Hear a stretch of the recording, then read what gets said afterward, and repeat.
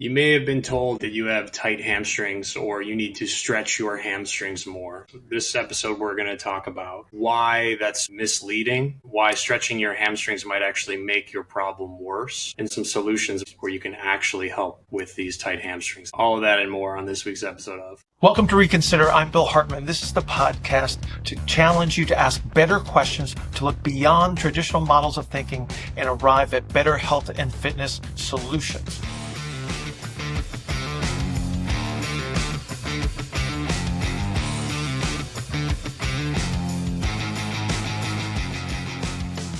Okay. Pretty common thing, right? People get up from a chair, they get out of the car, they try to bend over, touch their toes, they stop at their knees. Like they can't even come close.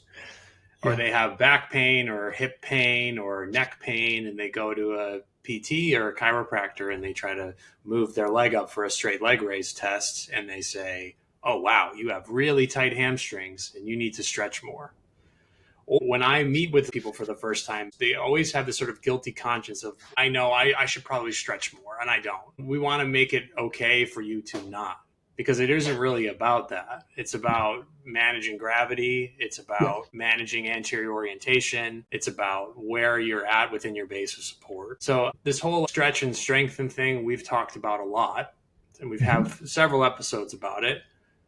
Let's attack it from that perspective first. Where this comes from, this stretch what's tight and strengthen what's weak idea, why people may experience relief from stretching their hamstrings. And we want to give the reason why it's only temporary. So let's talk about that first. Well, let's define tight, right? Sure. So tightness is a sensation. In most cases, like you feel it, like you bend over, touch your toes, and you go, oh, I feel tension here, wherever that may be. And in this case, we'll say posterior thigh.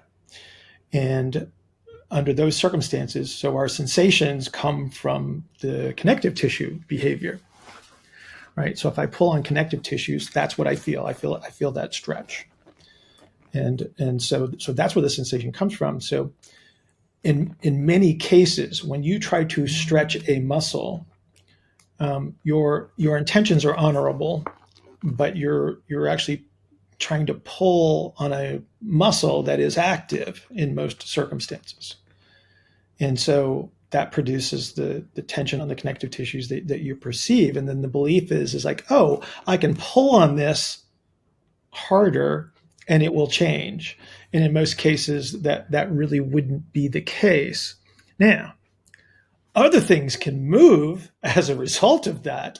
And so then you might see a perceived change in a positional capability, right? So let's just say that somebody is stretching their hamstrings, consistently, aggressively, however you want to look at this. I can create substitutions for the movement that I'm actually trying to produce. So I could create a lower back substitution that gives me the perceived representation of a leg that can move farther into space. And in doing so, I've just redistributed where the behavior is taking place, and therefore I wouldn't get the same load on the connective tissue. So if it started as this perceived hamstring tightness, if I create a lumbar bend as a substitution, that actually creates more space for me to move a leg into space, but it doesn't actually put tension on the same tissues that I was using before. And so that's why some of these perceived things, appear to work in that circumstance. And so that's actually a concern. It's like, well, what did you actually do in those circumstances to make the change? There's also the situation where I put myself in these perceived stretching positions, and I actually resolve some of the muscle behavior over time that will actually allow the excursion of a joint to move appropriately, right? Versus the compensation. And that would be associated with the fact that, so think about like just a simple seated hamstring kind of a thing where you're reaching for your toes. If I hold that position long enough and I have to actually breathe at the same time, I can actually resolve some of the muscle activity that was interfering. The problem is you don't know as to the reasoning behind your result, which is why, number one, we take measurements or we make comparisons to key performance indicators, so we do know where this resolution is coming from. Have we created a compensation, or are we actually reacquiring relative motions? And so that's why typically we're not going to recommend the stretching of a muscle, but we might use positions. We might superimpose breathing in those positions to actually resolve some of the muscle activity.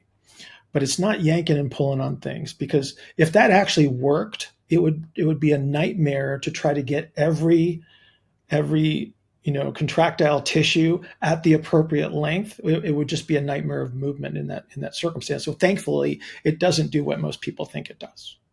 Right. And I think you had mentioned something that's important. A lot of the things, and people listening to this can say, oh, well, I do this stretch with my clients, or we do this stretch with, or I've tried this stretch and it always makes me feel better, or even my measures improve. And that's right. We're not saying it's impossible that a stretch is what we're saying is that the mechanism of stretching a muscle is not changing what we're talking about. But you being, for instance, if I'm in a hook lying position on my back with my knees bent and my feet flat on the ground, and then I grab behind my thigh and I kind of extend my leg up and back down a bunch of times, I'm keeping myself in a delayed position against gravity. And I'm driving a motion that could potentially change my lower extremities and my pelvis. Correct. Right. And so because of stretching. Right. What you're actually doing is you're changing the position of the body relative to its base of support. So let's kind of define that a little bit, right? And so there's a space within which you can move. And the farther forward you're positioned within that space, the more you're projecting your body forward. And so then the muscle activity that's associated with that actually becomes the limitation that you would typically see if you were trying to stretch this perceived tight hamstring. So as a comparison, if you did a standing broad jump, so you're trying to jump across the ground as far as you can, the position that you would be in just before you leave the ground is yourself projecting forward. And so there's a certain amount of muscle activity, and we could say that's on the posterior side of the body because it's projecting you in the opposite direction. It's that muscle activity that actually becomes the limitation to a straight leg raise, to a hamstring stretch, and to a toe touch, because the shape of the body is to drive forward. To resolve a straight leg raise, to improve a toe touch, you actually have to be able to slow the body down so it actually moves away from the front of this base of support. And in doing so, you get the reduction in that same musculature that was projecting you forward. And then this is what allows you to access, like I said, the straight leg raise or the toe touch much more comfortably, because there's much less tension on the connective tissues because the muscle activity is not nearly as high. Right. And then another example would be someone can't touch their toes, so they really work on trying to touch their toes. And then they find out that, like, oh, if I put my heels up on like a book or two books, I can actually touch my toes a lot easier. So then they think they're still stretching their hamstrings in that position. Or they find those ramps that are sitting around in their gym, and then they stand on the ramp, and all of a sudden they can touch their toes. And then they think, oh, this is a great position to stretch my hamstrings. Right. And we're just trying to get you to reconsider what's actually happening there, because it's another shape change and gravity management scenario. Correct. So let's talk about toe touching, different types of toe touch variations. Yeah. So let's use the ramp example, right? So if you're standing on the ramp actually tilts you in the forward direction. And so then your response to that, especially if you notice the difference. So if you touch your toes flat foot, you get on the ramp and you can touch your toes more effectively, or you have a larger excursion. So in that circumstance, so what you're doing is you're actually responding to the position. So that the ramp projects you forward, your body expands posteriorly in response to that to slow the forward projection. Well, that's actually moving you inside of this base of support, like we were talking about. So you're actually slowing your system down, which means that you're starting to reduce the muscle activity that's associated with that forward movement. And so there's the benefit of that. And you can utilize that not to make a muscle longer, but to teach your system to reduce this forward projection over time, and then actually gain the capacity for the toe touch movement, or again, the reduction in straight leg raise. Right. So it's like the recognizing that you have this type of sensation when you try to touch your toes, realizing that it is a tension that's created because this tissue is active. So you're being shoved forward. The attachment points of the muscle are kind of moving away from each other as everything anteriorly orients. So then that tissue is kind of it gets put on like some tension, right?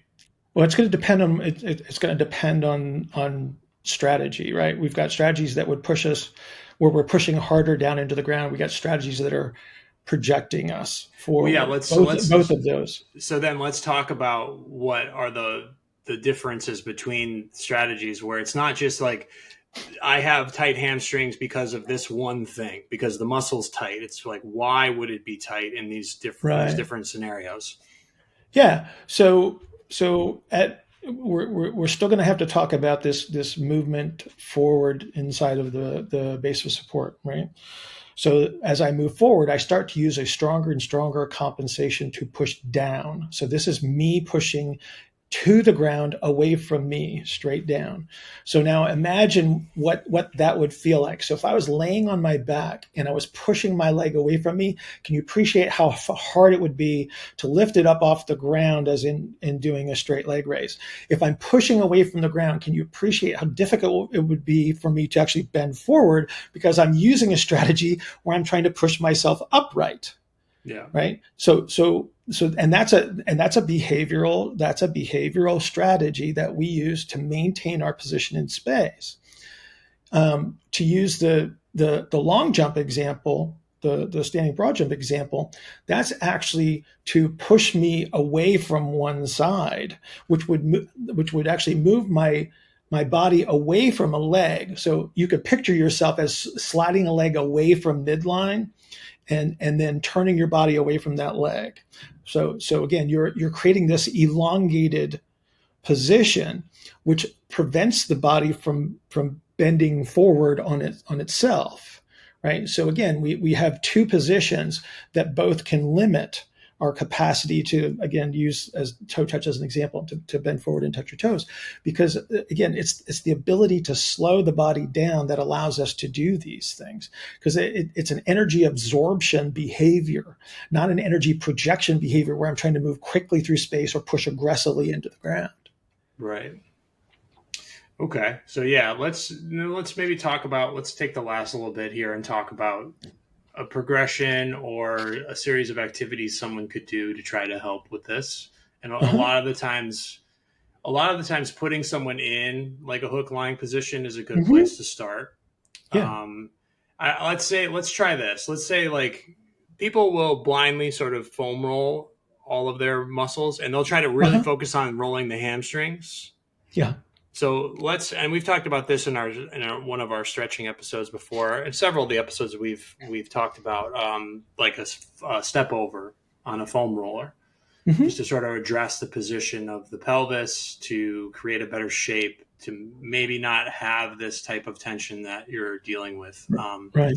So, laying on your side, foam roller up into the side of your pelvis between like the top of like point of your hip on the top, the ASIS area, and then that bony part of the outside of your thigh, which is called like your greater trochanter. You kind of put it there. I might put a little video clip in here so that people can see what we're talking about. You do this first to sort of manage the shape of the pelvis and help you push into the ground a little bit more effectively. And then laying on your back in like a hook lying position, breathing in that position. So feet flat, knees bent. When you feel yourself expanding into the ground in that position, that's indicative of this reduction in the posterior musculature that we were actually talking about, Right. which would give you greater access to the ability to bend the hip when the leg is straight. Yeah. And it gives you an opportunity too to sort of feel your whole foot on the ground. Mm-hmm. Bring the weight back in your foot, bring the weight back to the inside of the foot. So you have that sort of inside ball of the foot, outside ball of the foot, heel kind of tripod scenario. A lot of times people that have this sensation of tightness are very far forward in their base of support. So they keep a lot of their weight in their toes and maybe the outside of their foot. Right. They're not used to feeling their heel on the ground. Yeah. So this kind of gives you an opportunity to do that. I'll put a little clip in the video of that exercise as well. So if you're not watching this on YouTube, you can go to YouTube. So what you're talking about from the foam roller activity to hook line is acquiring the shape. We'll make reference to just lower extremity and pelvis to make this simple, but you're actually acquiring the shape that the body assumes as it slows down, because there's a shape change in the pelvis, there's a shape change in the position of the attachments of the hamstrings. So there's a twisting. If you look at the way the hamstrings are attached to the ischium, they are actually in a twisted position. And so as this twisting can occur, that's going to contribute to the increase in the muscle activity that we're talking about. And so if I can acquire a pelvis shape that allows me to absorb energy from the ground, then I can slow down, then I can reduce the muscle activity, and then I have access to the new position, which would again increase toe touch or a straight leg raise. Okay, so we did foam roller step over. We did the hook line breathing, which we'll put videos up of that. These videos will be clips from the recon program that Bill has created, just for reference. That information will be in the description below the video for YouTube. And then let's also talk, since we mentioned it already, like toe touch variations. Let's finish with one of those to kind of work on how someone is projecting themselves forwards from a standing position. So are you talking in addition to the one we talked about with the ramp? Yeah, so we're just kind of like giving people like a general catch-all for a 3 movement series. So we're doing like one foam roller movement, one positional breathing movement, and then one standing activity. Well, most simply is if you would elevate the heels, and then perform the toe touch activity, you've actually created a sequence that gives you a really good chance to actually access a much deeper position in the toe touch. Right. So we're talking, when you say elevate the heels, are you referring to putting your heels up on like little plates or books, or are you talking about a ramp? You can actually see a difference in either. The concern that you run into when only the heel is elevated is that you could actually create the compensatory spinal strategy, or what you'll see people do is they'll sort of jackknife themselves into a toe touch where you see this big posterior shift of the pelvis, and that's actually just another compensatory strategy. I much prefer the ramp position because we have the full foot contact that would be associated. Like imagine taking a step forward where your body's behind the ground contact. That's sort of the position that we're shooting for. So we want this full ground contact. And so the ramp variation is much more effective. Like I said, you'll still notice that your excursion can increase, but you're most likely using a compensation with just the heel elevated, because the connective tissue behavior in that circumstance is not in the energy absorbing position, it's in the projection position. Right. It's kind of pushing you forward if I elevate the heels. Yeah. And so what you actually do is you actually increase movement away from midline. So you would turn your hips away from midline, and then you would most likely see more bending of the spine in that circumstance as the substitution. Right. And, we're not going to get into this now, but there are specific instances where you would want to just elevate the heels versus just having the ramp. But since we were talking about doing a step over and then doing the hook line position to help capture foot contacts, it's important, if we want to keep using those foot contacts that we just used in the previous activity in the toe touch, to use a ramp where you have a full foot. Correct. Correct. Yeah. And then I guess like to sort of wrap up here, I want people to kind of think about some of the things that maybe they've been using. So if you're someone that's been playing around a lot with this UHPC model with how you treat people or your patients or clients, what are some of the things you've done or some of the strategies that you've used in order to alleviate someone's perceived hamstring tightness?